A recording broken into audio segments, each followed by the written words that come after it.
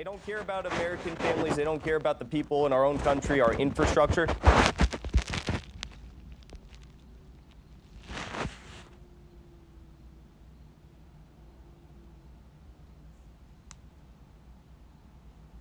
They don't care about American families. They don't care about the people in our own country, our infrastructure. This is my first time in Moscow. The infrastructure here is beautiful, clean streets. There aren't criminals everywhere. The streets aren't, sacked with drugs, fentanyl, opioids, and stuff like that. I mean, it's incredible here. America looks like a zombie wasteland that's in decay. It's crazy. But no, I mean, America is, I don't know when the last time or if you've ever been was, but it's just miserable. I moved recently from Los Angeles to Miami. Miami's relatively nice, but Los Angeles, it's one of the many cities affected by the drug crisis in our country. You have these rich families like the Sacklers and Purdue Pharma making so much money off the misery of the American working class. We have 600,000 homeless Americans, 60,000 of which are veterans who served our country, And we're supposed to believe now that our veterans who are going to fight in Ukraine, these are the bravest men ever. They're the biggest heroes that our country has ever seen. But the U.S. government's going to treat them the same exact way. They're going to be homeless within the next few years and probably on opioids or some sort of a drug addiction. It's very sad. I'm very happy to talk to anyone. The only thing I will say, I'm not happy to go back on the New York subway because I have been on it and it was a hellscape, unlike anything. I don't know if you've been on the metro here yet, but it's a very different experience. I'm glad that you talked about kind of some of the problems that the US is experiencing at the moment. You talked about fentanyl, you talked about homeless, the vets on the street as well. I mean, obviously, the US is sending out billions of dollars to Ukraine. At the same time that you had the fires in Hawaii, there are a number of, climate disasters, but also people are struggling. It's just economically, financially, it's a difficult time. From your perspective as an American based out there, how do Americans feel about the fact that their pockets are being emptied, essentially, to a country that maybe they don't feel a necessary affinity with, and they can't really say what the goal is there, because America's never really defined it. No. I mean, the sad reality is that I think if you went to every member of the United States Congress and you had a world map that you could draw up before them and you asked them, could you please point to the country that we sent $250 billion to on this map? I don't think that they'd be able to actually point to Ukraine on a map, which is just goes to show the insanity of what we're doing. We definitely know that the American public is not familiar with what's going on here, and you're right that the elites have not been able to identify what the goals of this mission are. And the goals are quite simple. It's to weaken Russia, depose Putin, steal their resources, and balkanize it into a bunch of smaller countries in the process, which they're failing at doing. But you're 100% correct. The American people are struggling. The average American doesn't have enough savings for like a $500, emergency fund if their car broke down or they had a medical expense to pay for. They couldn't do it. And what I think America is most in pain by is not just the fact that we're sending all this money to Ukraine. That's crazy enough as is, but the fact that over the past few decades, we've completely outsourced all of our manufacturing jobs. Our economy is a Byzantine labyrinth of, predatory schemes of stock speculation, interest, rent, you name it. We don't produce anything anymore. You look at what BRICS countries are doing. They're producing oil, gas, coal, lithium, uranium, lumber, gold, silver, you name it, right? Agriculture.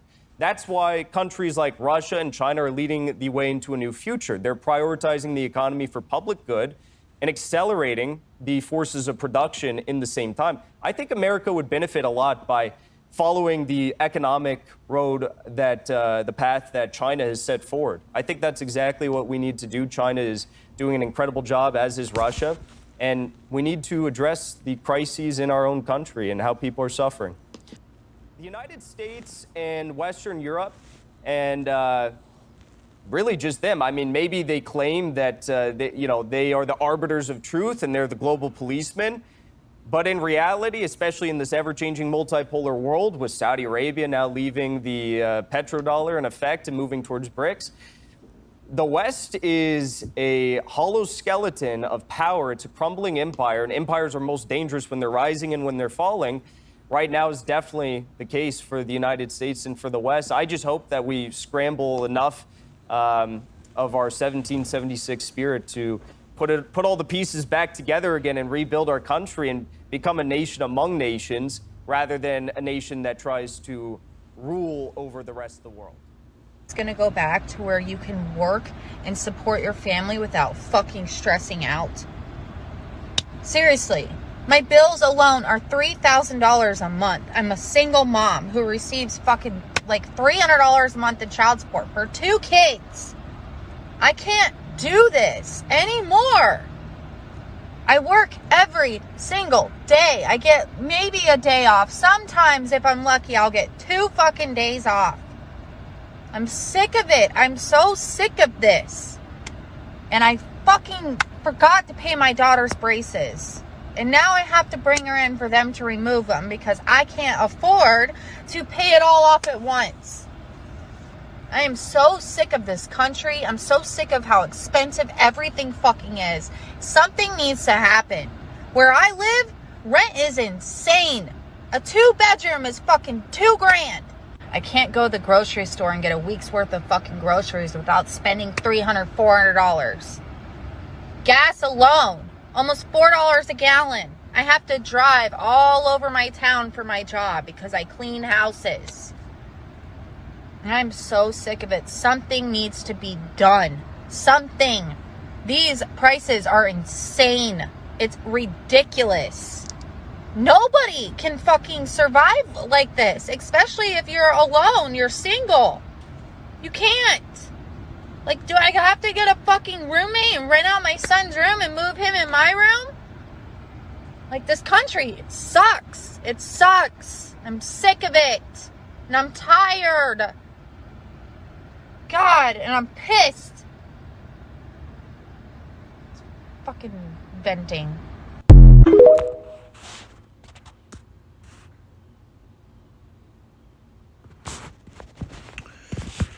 Well, now you know how we feel. But Shalom. First thing and foremost, I'm going to give all praises and glory and honor that's due to Yahweh, Ba'ashem Yahweh Shai, Ba'ashem Rakakwadash. I'd like to give double honors to the elders and the apostles, a great millstone at Rulewell. Blessings and salutations to the hopeful elect.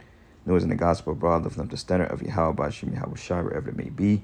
This is just a quick lesson through the spirit. As you see, basically America is a crumbling cesspool of wickedness.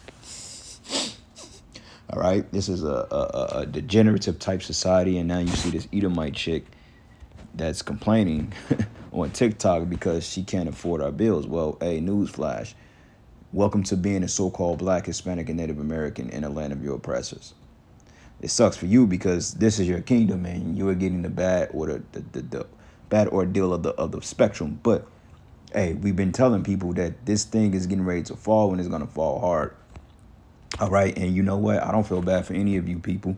Definitely not you, because see, you Americans, you have played the game of entitlement, especially you women. You've been playing entitlement games for far too long. And now that your entitlement packages are running thin, now you want to resort to ranting and being angry at everybody, but you the one that fell for the carrot cake, man. You fell for the bait. You know, this whole society and this whole thing that the elites have set up was really set up for failure. Okay? Things have to get so bad and so out of whack to the point that they have to introduce a new currency or a new system, which is called the MOTB. And if you people were smart enough to realize that what they're doing is tearing down the old system to build a new one, to enslave you in it, then you will start to see, oh, okay, I see what they're doing. Okay? None of this is happening out of sheer coincidence, man. This is all through design. And it was designed that way from the beginning. Okay, and it's part of your judgment, you see? So we don't feel bad for you. I damn sure don't feel bad for you people. And honestly, this is a beautiful thing that Yahweh Ba'ashem Yahweh Shai is getting ready to make the move on you people. All right, and our people, man, they're going to suffer greatly behind. They're already suffering behind this. But Jake, you should be used to suffering because of the simple fact, you know, you've never had a fair chance in this society anyway. But regardless of that, this is what happens when you put your faith in the wicked of this kingdom. Okay, so this is the book of Sirach 41, and I'm gonna start at 5. It says, the children of sinners are abominable children, and they that are conversant in the dwellings of the ungodly. Okay, because the conversation of the ungodly goes into their works, their deeds. Okay, like same-sex marriages, man. Okay, kids being able to get their their sexes changed without the consent of the parents and all those other nonsense. It says the children of sinners are abominable children, and they that are conversant in the dwellings of the ungodly. But the inheritance of sinners' children shall perish, and their posterity shall have a perpetual reproach, right? Because now everybody is talking about reparations. Everybody wants their money back. Okay, everybody's calling for the extermination of the so-called white man, which, honestly speaking, you so-called white people, you Edomites, I say it that way, you are the prime reason of the world being in chaos today, because you don't know how to rule. And you've ruled without the aid and the commandments of Yahweh Bashim Yahweh Shai.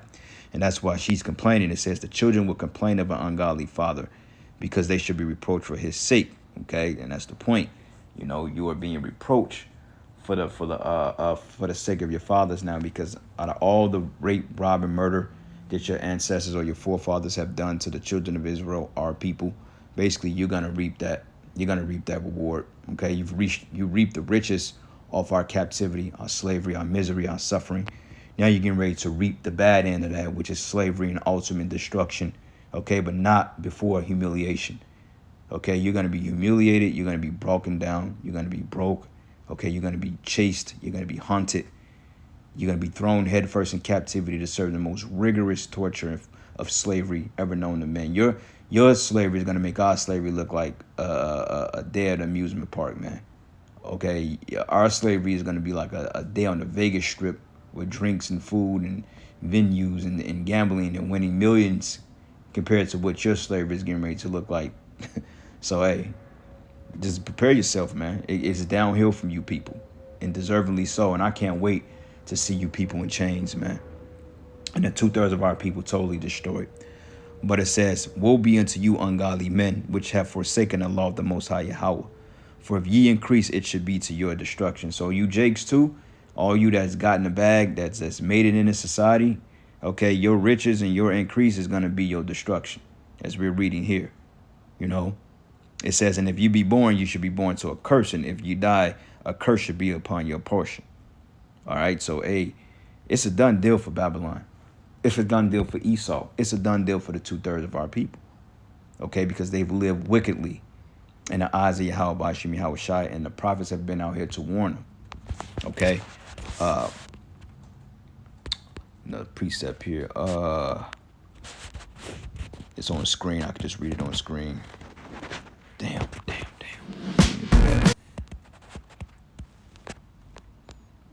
Habakkuk 2:16. It says, thou art filled with shame for glory. Drink thou also, and let thy foreskin be uncovered. For the cup of the Lord's right hand should be turned unto thee, and shameful spewing should be upon thy glory. Okay. Now everybody is looking at America, you know, like the wickedness that it is. You know, like a point in time they was taking down Confederate statues because those Edomites from Europe and those other nations from Europe was condemning you and said the only thing you have to glory in is your Confederate statues and your slavery. You know, and that's true. This is why they've been taking down a lot of Confederate statues.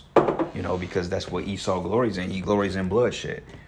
You see, and that's why the average Edomite is walking around with his bottom lip poked out because, you know, they've been played.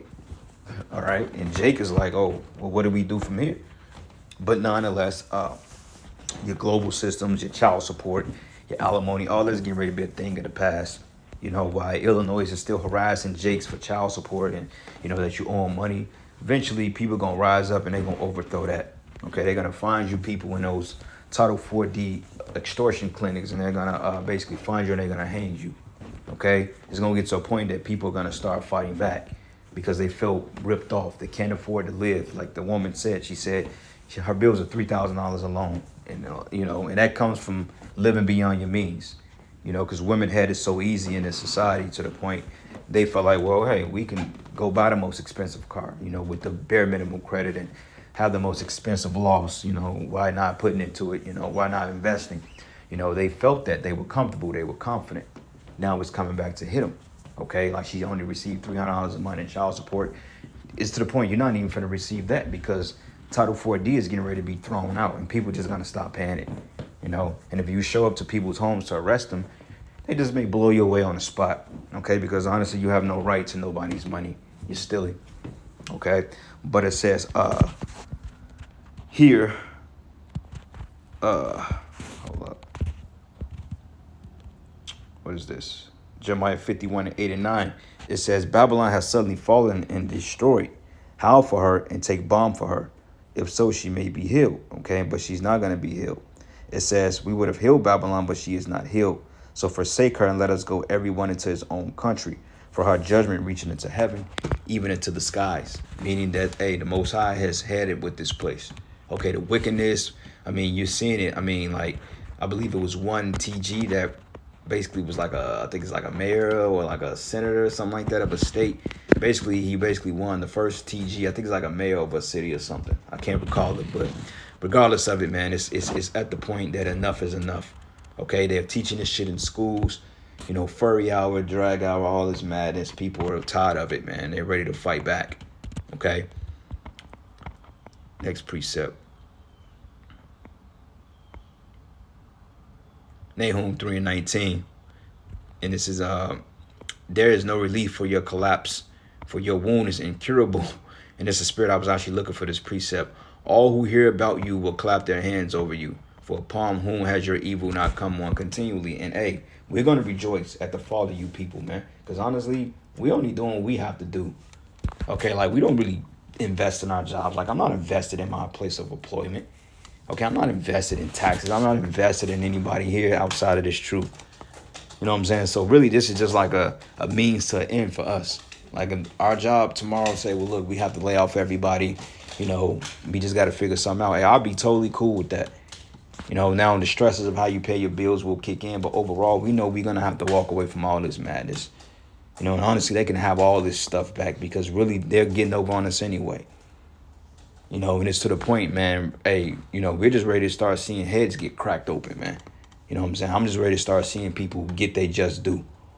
You know, out of all the shit talking, out of all the slick talking, you know, people have said to us over the years, you know, you call your management property and you try to get things done. They want to get slick with you with the mouth and try to be condescending to you, man. Hey, I'm just ready for, you know, for people to start getting the judgment. That's why I'm at with it, man. Forget all the dumb stuff. Hey, we ready to start seeing skulls get cracked open. You know, man, the Most High is going to bring just that to this kingdom. He's going to bash a lot of heads in, starting with our people first, the 2/3 of you. Okay, because the 2/3 of you prescribe and you co-sign for what's been happening to our people, man. You co-sign it. So, hey, you really on Yahweh Hashem Yahushai's hit list.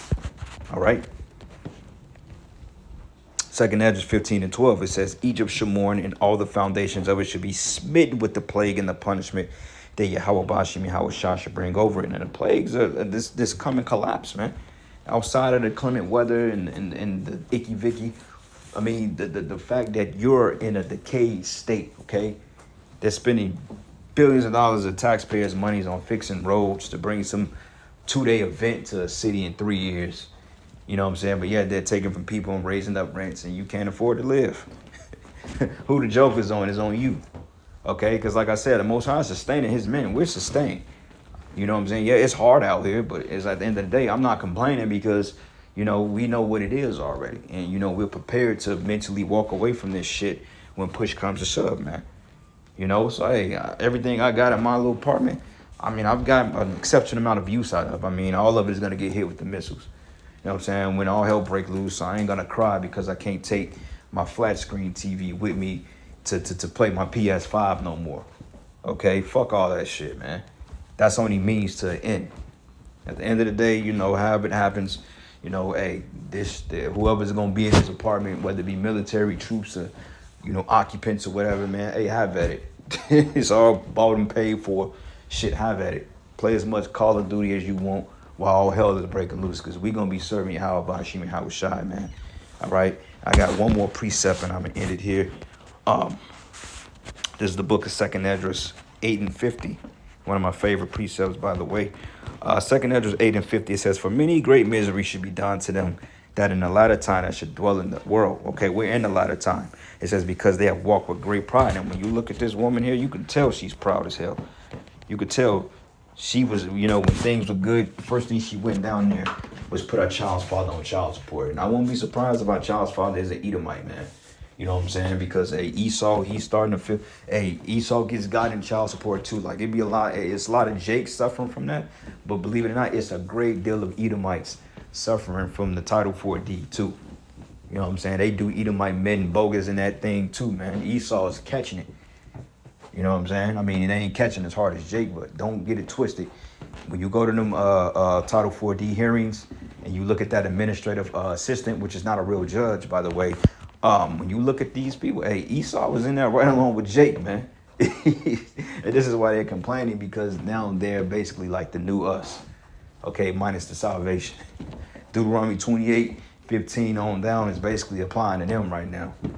You know, businesses being shut down. They're getting, you know, the health department is flagging them. It's crazy. Esau is through, bro. And he's going to show it and he's going to act out on it, man. Okay, so with that, all praises and glory and honor that's due to Yahweh, Ba'ashimi, Yahushai, Ba'ashim, Kabadash.